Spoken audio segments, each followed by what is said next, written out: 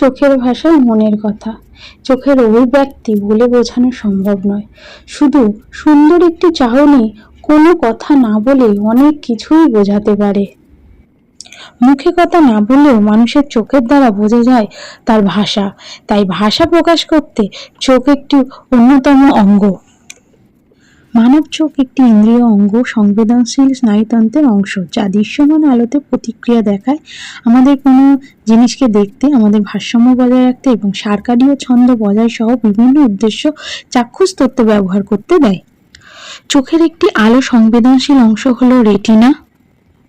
Retina optic স্নায়ুর মধ্যে মস্তিষ্কের সঙ্গে যুক্ত থাকে। রেটিনার 3 ধরনের কোষ আলোক শক্তিকে স্নায়ুতন্ত্রের দ্বারা ব্যবহৃত বিদ্যুৎ শক্তিতে রূপান্তরিত করে। রডগুলি কম তীব্রতার আলোতে সাড়া দেয় এবং কম রেজলিউশন বা সাদা কালো চিত্রের উপলব্ধিতে অবদান রাখে। শঙ্কু উচ্চ তীব্রতার আলোতে সাড়া দেয়, উচ্চ রেজলিউশন রঙিন চিত্রের উপলব্ধিতেও অবদান রাখে। সম্প্রতি আবিষ্কৃত আলোক সংবেদনশীল গ্যাংলিয় কোষগুলি আলোর তীব্রতার চোখ প্রায় গোলাকার আকৃতির।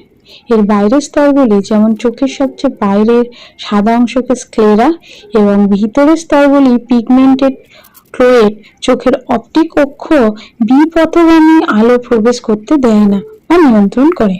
ক্রমানুসারে অপটিক কক্ষ বরাবর অপটিক্যাল উপাদানগুলির মধ্যে প্রথমে লেন্স নিয়ে গঠিত, যা বাইরের জগৎ থেকে আলো ফোকাস করার বেশিরভাগ কাজ সম্পন্ন করে। তারপরে আরেকটি লেন্স, যা চিত্রগুলিতে আলোর অবশিষ্ট ফোকাসিং সম্পন্ন করে। তারপর চোখের একটি আলো সংবেদনশীল অংশ বা রেটিনা, যেখানে ছবি পড়ে প্রতিক্রিয়া করে। রেটিনাতে পৌঁছানো আলোর পরিমাণ সামঞ্জস্য করতে, মেলাটোনিন হরমোন নিয়ন্ত্রণ এবং দমন করতে এবং সার্কাডীয় ছন্দে প্রবেশ করতে এই রেটিনার কোষগুলোর অবদান রাখে। পৃথিবীর সবচেয়ে কঠিন ভাষা হলো চোখের ভাষা। এই ভাষা পড়ার জন্য মনের গভীর ভালোবাসার দরকার হয়। তো বন্ধুরা, তোমরা কার কার চোখের ভাষা বুঝতে পেরেছো আর কি সেই ভাষা আমাকে জানাতে ভুলো না কিন্তু।